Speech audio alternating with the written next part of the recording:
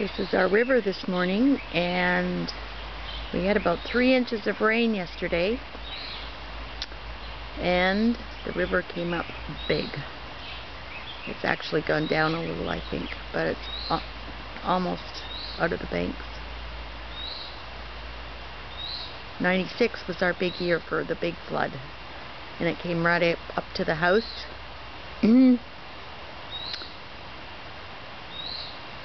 And you could see all the logs in the river.